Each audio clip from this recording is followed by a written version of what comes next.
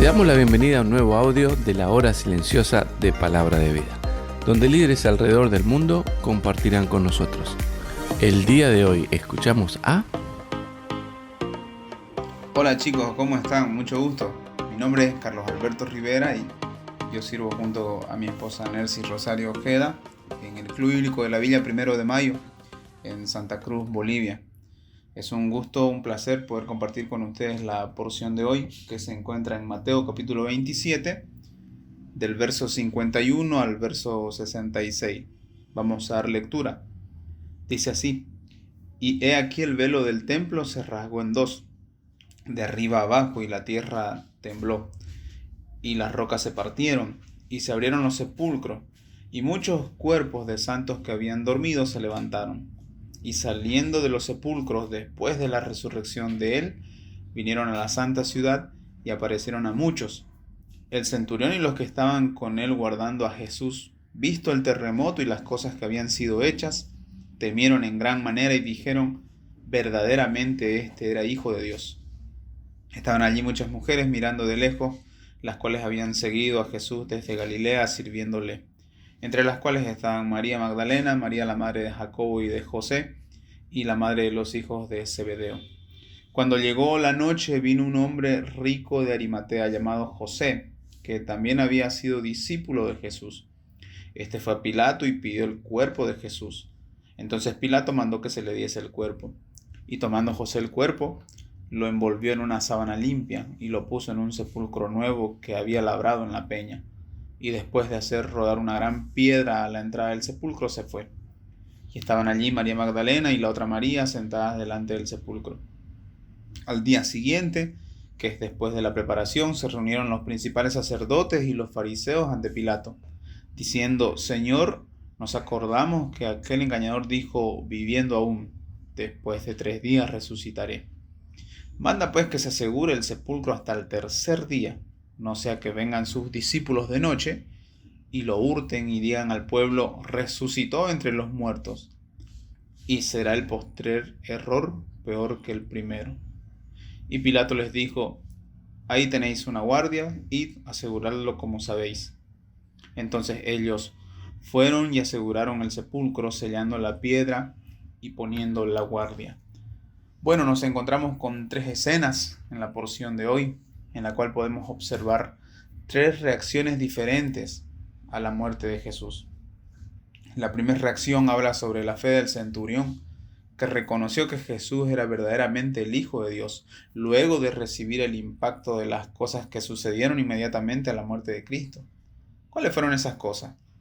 El velo del templo se rasgó, la tierra tembló, las rocas se partieron, los sepulcros se abrieron, muchos muertos resucitaron.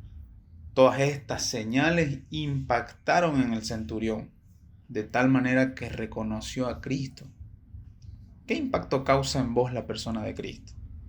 ¿Cuál es tu reacción frente a la muerte de Jesús? Aprendemos, por lo tanto, del centurión nuestra primera enseñanza. Podemos depositar nuestra confianza en la persona de Cristo. Somos seres que tenemos la necesidad de confiar en alguien. Lastimosamente, nos damos cuenta que las personas que viven a nuestro alrededor nos fallan constantemente y vamos perdiendo la fe, porque las personas nos defraudan y muchas veces no son lo que dicen ser. Quizá tu papá te falló, quizá un amigo o una amiga te traicionó, quizá tu mamá te abandonó, tu líder te decepcionó. Y todo esto nos hace perder la fe. Pero Cristo es quien dice ser. Él es digno de confianza. Él nunca nos fallará, nunca nos traicionará, nunca nos abandonará, ni nos decepcionará. Por lo tanto, podemos depositar nuestra confianza en la persona de Cristo. ¿Estás dispuesto a confiar en Él? Sin duda no te vas a equivocar.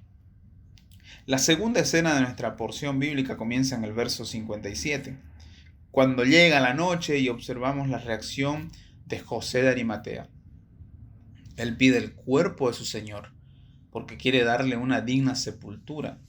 José quería honrar a Jesús aún después de su muerte.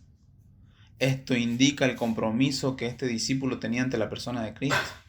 Entonces José nos declara nuestra segunda enseñanza práctica, la cual dice de la siguiente manera: debemos honrar nuestro compromiso con la persona de Cristo.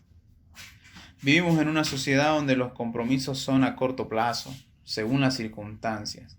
No nos gusta comprometernos de manera incondicional y perpetua, porque no queremos estar amarrados a nada ni a nadie.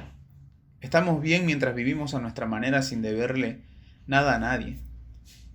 Pero los verdaderos discípulos de Cristo le honran con su compromiso, le obedecen incondicionalmente, viven en santidad sin importar la circunstancia. ¿Tu vida refleja un compromiso con la persona de Cristo? Quizá haya una relación tóxica que debas dejar, una aplicación que tengas que desinstalar de tu celular. Quizá haya una persona a la que tenés que predicarle el evangelio. Quizá haya una persona a la que tienes que perdonar. Hoy puede ser un buen día para retomar tu compromiso frente a Jesús y volver a honrarle con tu vida día a día.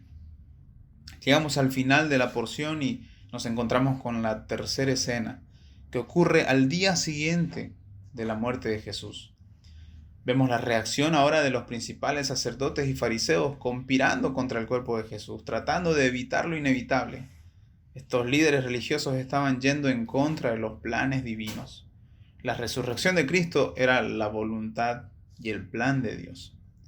Por ello tenemos aquí nuestra última enseñanza.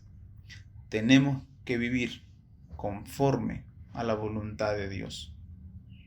La voluntad del hombre es una de sus virtudes más latentes. Por ello se enorgullece cuando hace su voluntad. Experimentamos placer cuando hacemos lo que queremos. Sin embargo, los beneficios y resultados de hacer la voluntad de Dios son mucho más gratificantes y relevantes. ¿Nuestras acciones demuestran que estamos viviendo conforme a su voluntad o estamos yendo en contra de ella? ¿Tu comportamiento en la escuela se conforma a la voluntad de Dios? ¿Tu liderazgo se conforma a la voluntad de Dios? Él desea que vivamos conforme a su voluntad. ¿Cómo reaccionas frente a la obra de Cristo en la cruz? Recordá que podemos depositar nuestra confianza en Cristo y que debemos honrar nuestro compromiso frente a Él. Y por último, tenemos que vivir conforme a su voluntad. Dios sea hablando a tu vida y a la mía. Que Dios te bendiga. Gracias por escucharnos. Recuerda que este audio no reemplaza tu tiempo a solas con Dios. Te animamos a que escribas tus aplicaciones personales. Hasta mañana.